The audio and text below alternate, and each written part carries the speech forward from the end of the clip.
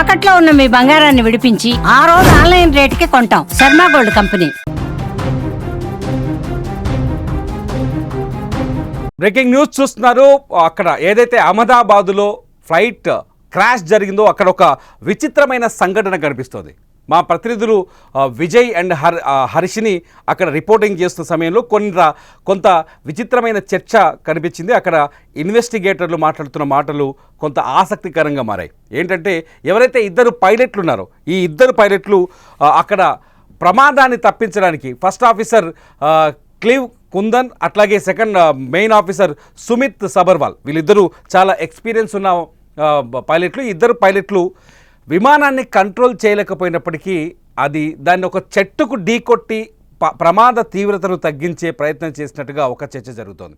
వీళ్ళిద్దరూ చేసిన ఆ ప్రయత్నం నిజంగా వాళ్ళు ప్రమాద తీవ్రతని తగ్గించారు అని అక్కడ ఉన్న వాళ్ళు కొంత అంచనా వేస్తున్నారు. ఇదంతా పక్కన పెడితే ఎందుకు ఈ చర్చ జరుగుతుందనంటే ఎక్కడైతే ఫ్లైట్ వచ్చి కూలిపోయిందో ఆ ప్రాంతం కంటే 100 మీటర్లు ముందుకు వెళ్ళిన ఫ్లైట్ అక్కడ చెట్టును ఢీకొట్టకుండా 100 మీటర్లు ముందుకు వెళ్ళిన ఏకంగా ఒక కాలేజ్ బీజే మెడికల్ కాలేజ్ ఉంది కదా, ఆ కాలేజ్ మొత్తం భస్మం అయిపోయింది. ఇక్కడ 243 ప్లస్ అక్కడ డాక్టర్లు ఒక 14 మంది చనిపోయారు. మొత్తం 265 డెడ్ బాడీస్ చనిపోయినట్టుగా మనకు అప్డేట్ ఉంది. కానీ 100 మీటర్ల ముందుకు విమానం వెళ్ళిపోతే ఇప్పుడు ప్రమాదం జరిగిన బార్డర్ ప్రాంతం నుంచి 100 మీటర్ల ముందుకు వెళ్ళిపోతే కనీసం మృతుల సంఖ్య 1000 పైనే ఉండేదని ఒక చర్చ జరుగుతుంది. ఒకసారి అది ఊహించుకుంటేనే ఒళ్ళు జలధరిస్తుంది.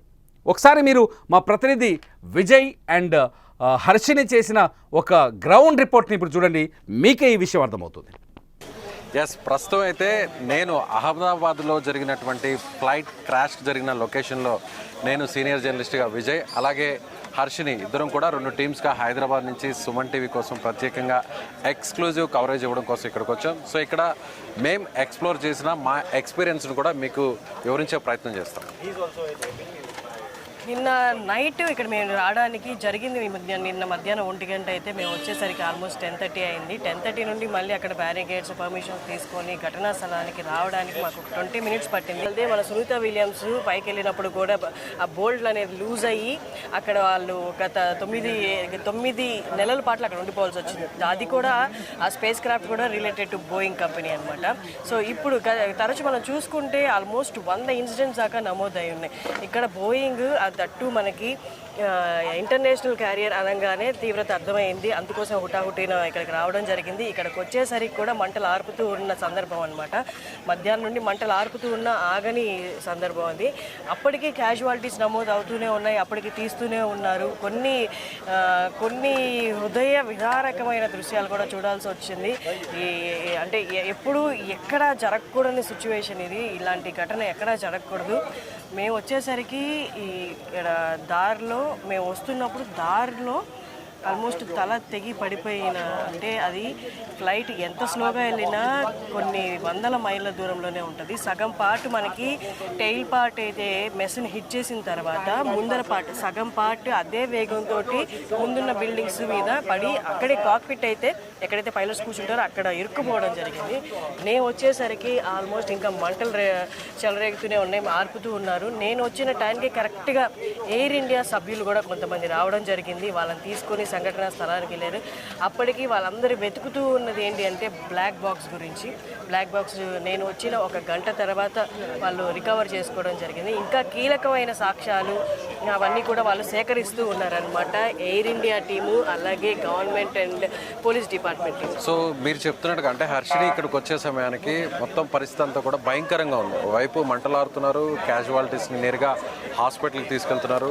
సో నాకు ఇన్ఫర్మేషన్ వచ్చిన తర్వాత నేను ఢిల్లీలో ఉండడం జరిగింది. ఇవాళ మార్నింగ్ వచ్చాను.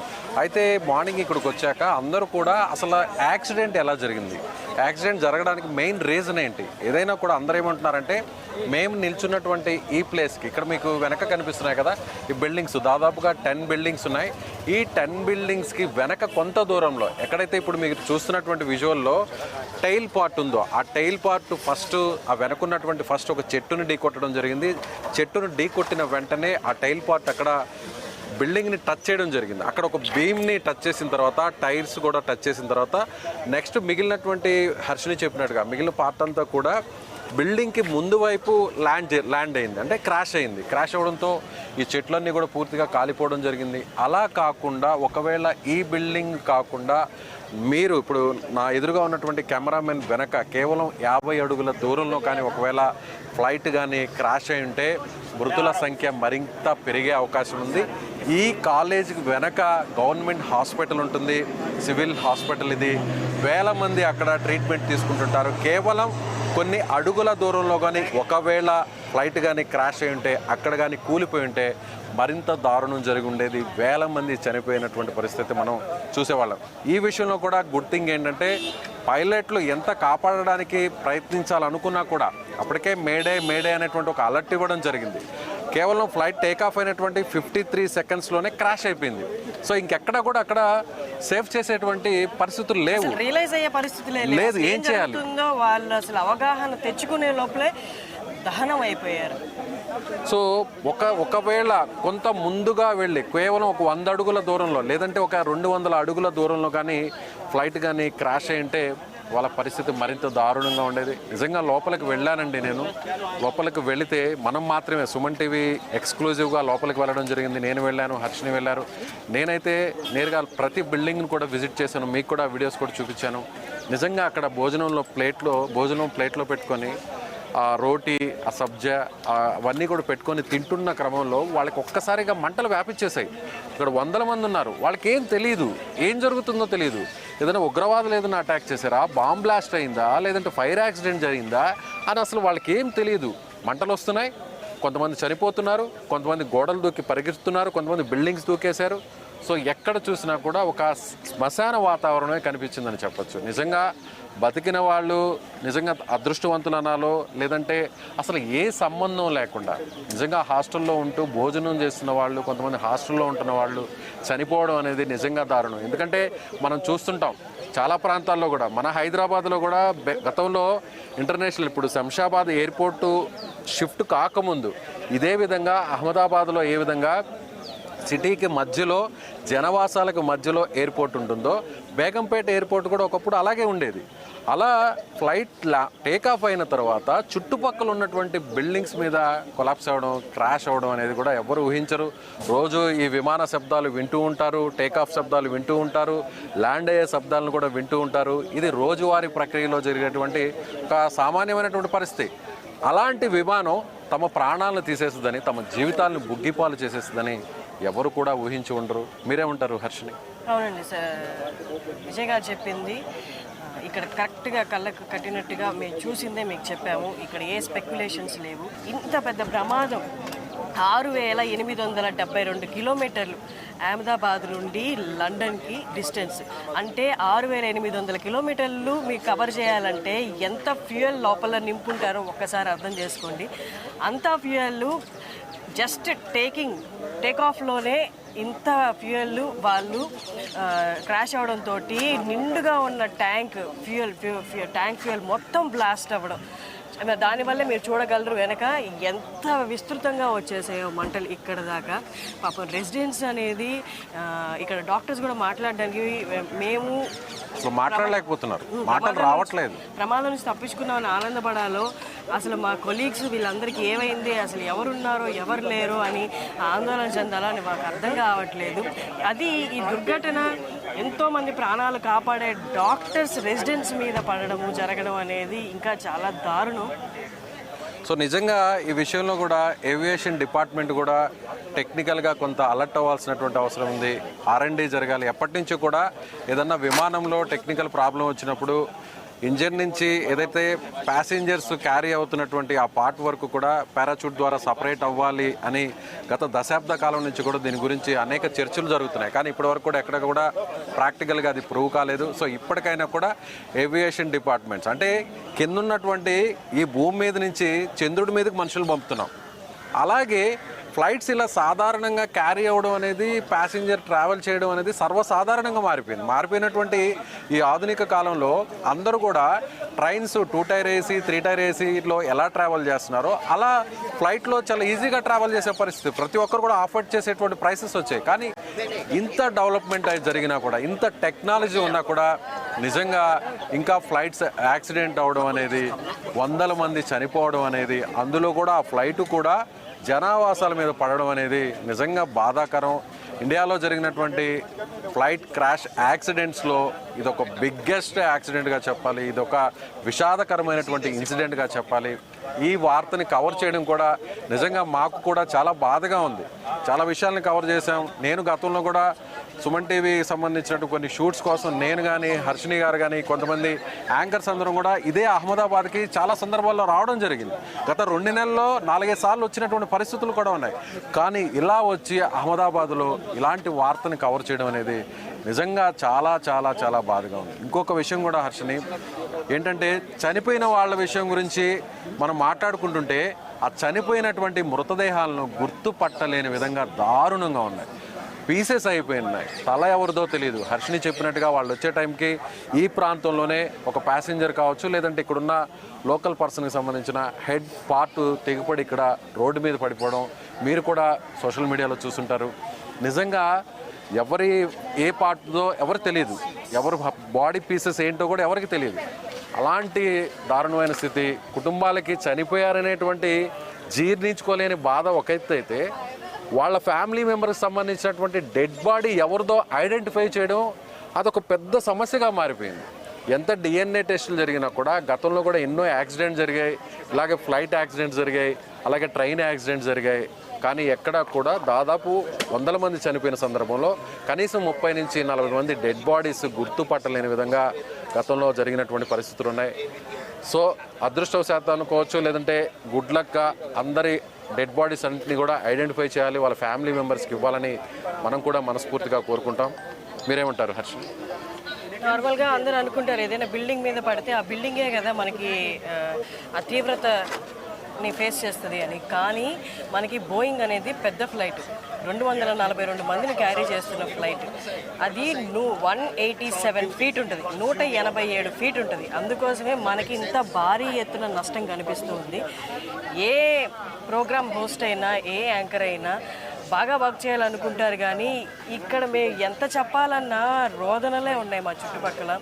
ఎంత చెప్తూ ఉన్నా అవి చూస్తూ అసలు ఇలాంటి పరిస్థితి ఎందుకు వచ్చిందా అని క్షణక్షణం లోపల అనుకుంటూ కవర్ చేయాల్సి వచ్చింది. ఇదంతా మీ అందరికీ అవేర్నెస్ క్రియేట్ చేయడానికి, ఇక్కడ పరిస్థితి ఏంటి అని తెలపడానికి మేము ఇంత కష్టం తీసుకొని ఇక్కడికి వచ్చింది.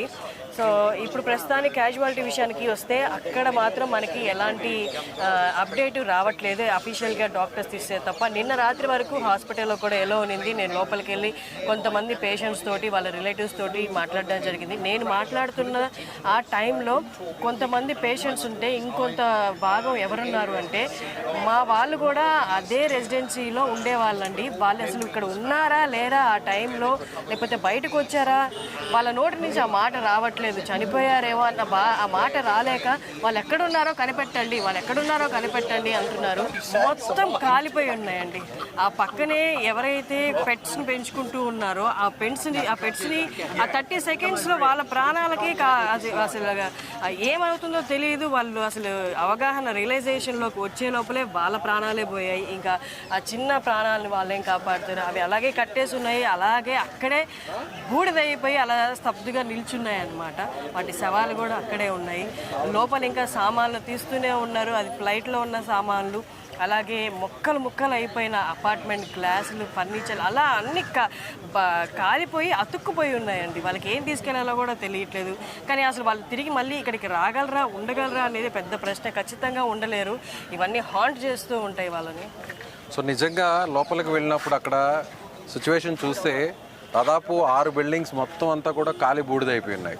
అందులో కొన్ని జంతువులు, ముఖ్యంగా నేను చూశాను, నా మొబైల్తో నేను షూట్ చేశాను. ఒక పావురం అయితే అలా పూర్తిగా కాలిపోయింది, కన్ను మాత్రమే కనిపిస్తుంది. నేను చనిపోయిందేమో అని ఆ పావురాన్ని క్లోజ్గా నేను మొబైల్ తీసుకెళ్తే అది ఒక్కసారిగా ఏదో ఒక వస్తువు దగ్గరకు వచ్చిందని, అప్పటి వరకు బూడిదగా మారిపోయినటువంటి ఆ పావురం అప్పుడు రెక్కలు విరుచుకొని ఎగురుతూ బయటికి కొంత దూరం వరకు వెళ్ళగలిగింది. బహుశా అది కొన్ని క్షణాలు మాత్రమే బతుకుతుంది అనుకుంటా, చనిపోతుంది. చెప్పడం కూడా చాలా బాధగా ఉంది. మరికొన్ని పావురాలు అయితే కాలిపోయినటువంటి ఆ చెట్ల కొమ్మల మీద తమ గూడు కోసం ఎదురు చూస్తున్నాయి, తమ పిల్లల కోసం ఎదురు చూస్తున్నాయి. ఆ గూడులో గుడ్లు పెట్టుంటాయి కొన్ని పావురాళ్ళు. చాలా బిల్డింగ్స్ మీద మనం చూస్తుంటాం, పెద్ద పెద్ద బిల్డింగ్స్ మీద పావురాలన్నీ కూడా గూళ్ళు కట్టుకుంటుంటాయి, అక్కడే తమ గుడ్లు పెట్టి పిల్లలను కూడా పొదుగుతుంటాయి. అలా కొన్ని వందల పావురాలు ఈ బిల్డింగ్స్ మీద ఉన్నాయి. అవన్నీ కూడా కాలి బూడిదైపోయాయి. లోపలికి వెళితే ఆ మెస్లో భోజనం చేసేటువంటి ఆ ప్లేస్ దగ్గర ఒక కుక్క అలాగే ఉంది, ఒక శునకం. తన యజమాని వస్తాడు, అది అమ్మాయి కావచ్చు అబ్బాయి కావచ్చు ఎవరో తెలియదు, తను ఎంతో ఇష్టంగా వాళ్ళు పెంచి విశ్వాసంగా చూసుకుంటున్నారు. ఆ కుక్క దాని లాయల్టీ ఎలా ఉందంటే, నా యజమాని వస్తాడు, ఇక్కడికి వస్తాడు, తను కంచంలో తింటున్నటువంటి భోజనంలో ఒక ముద్ద నాకు పెడతాడు, ఒక రొట్టె ముక్క నాకు తీసి పెడుతుంది అని ఆశగా ఎదురు చూస్తున్నటువంటి ఆ దృశ్యాలు నిజంగా చాలా చాలా చాలా చాలా బాధ కలిగించాయండి. నిజంగా ఓవైపు టెక్నీషియన్స్ వస్తున్నారు, ఓవైపు ఎవరైతే R&D డిపార్ట్మెంట్స్ వస్తున్నారు, ఫోరెన్సిక్ వాళ్ళు వస్తున్నారు, ఏవియేషన్ డిపార్ట్మెంట్స్ వాళ్ళు వస్తున్నారు, రెస్క్యూ టీమ్స్ వస్తున్నాయి, ఎవరి పనులు వాళ్ళు చేసుకుంటున్నారు, శబ్దాలు వస్తున్నాయి, బిల్డింగ్ మొత్తం కూలిపోయింది. కానీ ఆ కుక్క మాత్రం అలాగే టేబుల్ కింద చూస్తూ ఏ కదలిక వచ్చినా తన యజమాని వస్తున్నాడేమో అంటూ అటువైపు చూడడం నిజంగా చాలా బాధ కలిగించింది. అంటే నిజంగా ఇలాంటి ప్రమాదాలు జరిగినప్పుడు ఎంత దారుణమైనటువంటి పరిస్థితులు ఉంటాయో, మనసును అలా పిండేసేటువంటి దృశ్యాలు లోపల కనిపిస్తున్నాయని మీకు చెప్పడం కోసమే ఇంత డీటెయిల్డ్గా మేము చెప్పే ప్రయత్నం చేస్తున్నాం. దారుణమైన విషయము, చూసిన వెంటనే కడుపు తరుక్కుపోయే విషయము. చిన్నపిల్లల ఆట వస్తువులు, వాళ్ళ చేతి బ్రేస్లెట్స్, పట్టీలు ఉన్నాయి. అంటే మీరు దాన్ని బట్టి అర్థం చేసుకోవచ్చు వాళ్ళు ఎలాంటి పరిస్థితుల్లో చనిపోయి ఉంటారు అనేది. పిల్లల చిల్డ్రన్ బాడీలు అయితే అక్కడ లేదు, తరలించేశారు. కానీ వాళ్ళకి సంబంధించిన ఆట వస్తువులు అవన్నీ అక్కడ చూస్తూ ఉంటే అమ్మాయి అసలు భరించలేము. అసలు అది ఎంత వేదన, ఎంత బాధ. చిన్న దెబ్బ తగిలితే తట్టుకోలేరే, కేవమని ఏడుస్తారే. అలాంటి పిల్లలు మన విజువల్స్లో చూడొచ్చు. ఒక హోల్ ఫ్యామిలీ, 5 మెంబర్స్ ఉన్నారు ఫ్యామిలీ, అందరూ ఇంతున్నారు, 3 పిల్లలు. ఫస్ట్ టైం వెళ్తున్నారంట లండన్కి, అక్కడ సెటిల్ అయిపోవడానికి. వాళ్ళకి ఏం తెలుసు, ఏమి తెలియకుండానే ప్రాణాలు కోల్పోవడం జరిగింది. అమ్మున్నారు నారున్నారు అని ధైర్యం కూడా లేదు. వాళ్ళేం చేయగలరు? మంటలు వ్యాపించేశాక ఎవరూ ఏమీ చేయలేరు. అలాంటి పరిస్థితి. సో ఇంకొక విషయం కూడా చెప్పాలండి, జనరల్గా చిన్నపిల్లలు కానీ పెద్దవాళ్ళు కానీ అలా విమానం సౌండ్ వస్తూ పైన వెళ్తుంటే అది ఎంత వయసు వాళ్ళైనా సరే, ఏ హోదాలో ఉన్న వాళ్ళైనా సరే అలా ఆశగా ఒక్కసారిగా ఆశ్చర్యంగా ఆ విమానం వైపు చూస్తుంటారు. అలా ప్రతిరోజు అలా చూసే పిల్లలు ఆ విమానం వల్లే తమ ప్రాణాలు పోతాయని, తమ కుటుంబాలని కోల్పోతారని ఎవరు కూడా జీవితంలో ఎవ్వరు ఊహించరు. అలాంటి దారుణమైనటువంటి భయానక పరిస్థితి ఇక్కడ రావడం అనేది చాలా చాలా చాలా దారుణం అనే చెప్పాలి.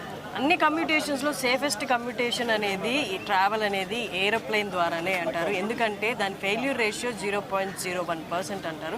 లేదా అది కూడా కాదంటే 1% అంటారు. 99% మీరు సురక్షితంగా మీ గమ్యానికి చేరుతారని అష్యూరెన్స్ ఉందన్నమాట ఫ్లైట్లో. అది మనం బస్సు, రోడ్వేస్ ట్రావెల్స్ లేదా రైల్వే ట్రావెల్స్ తీసుకుంటే మనం తరచూ అవి ప్రమాదాలకు గురవడం చూస్తూనే ఉంటాం. చాలామందికి భరోసా ఉంది ఈ జర్నీ మీద. అలాగే ఏరోప్లేన్ అంటే సార్ చెప్పినట్టు, విజయ్ గారు చెప్పినట్టు అందరికీ ఒక ఆనందం, హ్యాపీనెస్ అనమాట. ఫ్లై చేయడం అనేది అందరికీ జీవితంలో ఒక్కసారైనా ఫ్లైట్ ఎక్కాలని ఉంటుంది, ఒక ఆనందంతో కూడింది ఇది. సో అందుకోసమే ఏమో ఇంత ఆందోళన, ఇంకొకసారి ఫ్లైట్ ఎక్కగలమా, అందరికీ ఫ్లైట్ మీద మన సాంకేతిక లోపం అయితే, లేకపోతే కరెక్ట్గా అన్నీ పర్ఫెక్ట్గా ఉన్నాయని చెక్ చేసుకోకపోవడం ఒక కారణం అయితే అక్కడ మనకి కనిపిస్తుంది. ఆల్రెడీ రిలీజ్ చేశారు గవర్నమెంట్. రీజన్ ఏంటి అనేది అక్కడ ఫ్యూయల్ కంజక్షన్ అయితే జరిగిందని చెప్తున్నారు. దానికి రీజన్స్ కూడా మనకి ఇంకా తెలియాల్సి ఉంది.